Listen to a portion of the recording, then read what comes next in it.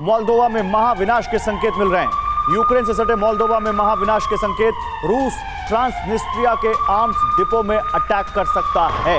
Arms depot में 20,000 ton बारूद मौजूद हैं।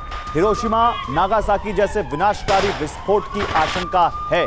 तो ट्रांसनिस्ट्रिया में क्या होने वाला है? क्या मोल्दोवा में रूस कोई बड़ा अटैक करेगा और 20,000 टन बारूद 20,000 टन बारूद वहां के आर्म्स डिपो में मौजूद है, ये कहा जा रहा है। और अगर उस बारूद में एक भी चिंगारी भड़की तो फिर हिरोशिमा और नागासाकी से छोटा विस्फोट नहीं होगा, यह आशंका जताई जा रही है। आइए इसी से जुड़ी एक और बड़ी खबर दिखाता हूं आपको। ट्रांसनिस्ट्रिया में रूसी हमले की तैयारी से पड़ोसी देशों में खौफ दिख रहा है। जो आसपास के देश हैं मोल्दोवा के, वो खौफ में हैं ट्रांसनिस्ट्रिया में रूसी हमले की तैयारी से। रूस का दावा, यूक्रेन सीमा पर भेज रहा है 20,000 सैनिक। ट्रांसनिस्ट्रिया में सभी नागरिकों के लिए स्पेशल ट्रेनिंग का ऐलान कर दिया गया है। रोमानिया में मोल्दोवा सीमा पर तैनात किए गए विध्वंसक हथियार। तो जैसा कि अभी यहां पर जनरल सिन्हा कह रहे थे कि आप यूक्रेन तक इस वॉर को, या यूक्रेन की टेरिटरी में जहां तक वॉर छिड़ी हुई है उसी के हिसाब से मत देखिए। ये वॉर बहुत दूर तक इसकी पूरी तैयारी की जा रही है। आइए आपको दिखाते हैं यहां पर बिग वॉल पर यूक्रेन के बाद क्या मोल्दोवा की बारी है। ये दो खबरें यही बताती है कहीं ना कहीं कि अब मोल्दोवा में कोई बड़ा विनाश हो सकता है। ये संकेत मिल रहे हैं। रूस ट्रांसनिस्ट्रिया के आर्म्स डिपो में अटैक कर सकता है जहां 20,000 टन बारूद रखा हुआ है। इसके अलावा रूस के हमले की तैयारी से जो मोल्दोवा के आसपास और यूक्रेन के लगते हुए जो देश हैं उनमें खौफ है। यूक्रेन सीमा पर 20,000 सैनिक भेज रहा है, ये रूस का कहना है। आइए जरा बिग वॉल पर दिखाते हैं। बिग वॉल पर आपको दिखाते हैं कि किस तरह से मोल्दोवा के बाद ये खौफ पूरे आसपास के देशों में दिख रहा है। क्या यूक्रेन के बाद मोल्दोवा ही अगला टारगेट है रूस का? बिग वॉल पर ग्राफिक्स के जरिए दिखाते हैं विनाश लीला, अणु अटैक का ट्रिगर, यूक्रेन के बाद क्या मोल्दोवा? लाइए पीसीआर देखिए खबर क्या है।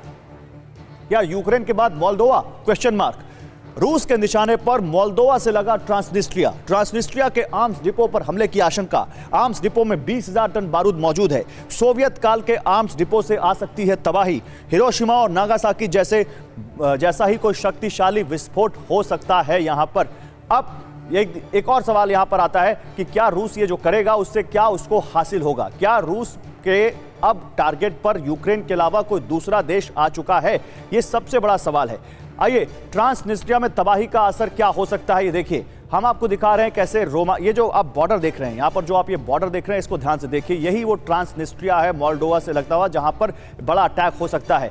रोमानिया वहां पर तैयारी कर रहा है कि कहीं उसके ऊपर इस तबाही का असर ना आए, इसलिए वो भी कहीं ना कहीं इसके लिए अपने आप को प्रिपेयर कर रहे हैं। यूक्रेन, रोमानिया, मोल्दोवा में तबाही आ सकती है अगर रूस कोई अटैक यहां करता है। हिरोशिमा, नागासाकी जैसे विस्फोट से यूरोप हिल जाएगा, ये जानकारी आ रही है। और इसका असर फिर यह भी हो सकता है कि रूस के निशाने पर कुछ देश आ जाएं। लेकिन सवाल है कि रूस के निशाने पर 3 देश क्यों? बिग वॉल पर दिखाते हैं एक बार फिर से आपको। रूस के निशाने पर यूक्रेन तो है ही, लेकिन इसके अलावा 2 और देश हैं जो आ सकते हैं, मोल्दोवा और रोमानिया। यूक्रेन से शुरू करते हैं। नेटो समर्थक है, नेटो के हथियारों से रूस पर हमला कर रहा है, नेटो में जाना चाहता है और इसलिए सबसे बड़ा कारण यही है यूक्रेन पर रूस के अटैक का। मोल्दोवा, अमेरिका की ड्रोन फैक्ट्री मोल्दोवा में मौजूद है। ड्रोन फैक्ट्री से यूक्रेन को इस ड्रोन्स की सप्लाई हो रही है और इसलिए भी ये टारगेट पर है रूस के।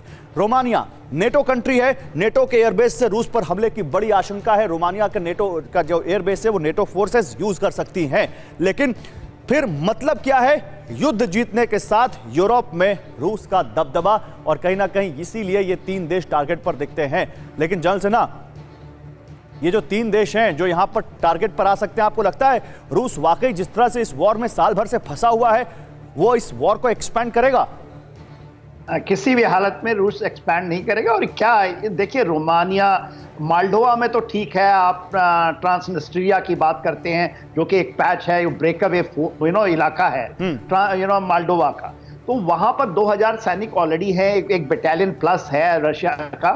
मगर देखिए, जो मोल्दोवा की बात बार बार आती है और अभी अपनेशन डंप के बारे में, तो ये नैरेटिव पैदा करने की ट्राई कर रहे हैं। वहां की जो प्राइम मिनिस्टर हैं वो अभी गई थी यूक्रेन, और वहां पर बार बार ये हिस्टीरिया क्रिएट करती हैं कि हमारे ऊपर अटैक आ रहा है। एक्चुअली सच्चाई ये है कि पूरे के पूरे मोल्दोवा के अंदर में एक सिविल अनरेस्ट हो रखा है। लोग जाना चाहते हैं रशिया के ऊपर में, और कुछ फोर्सेस हैं जो यूक्रेन के, वो अक्रॉस उन्होंने डिप्लॉय किए हुए हैं।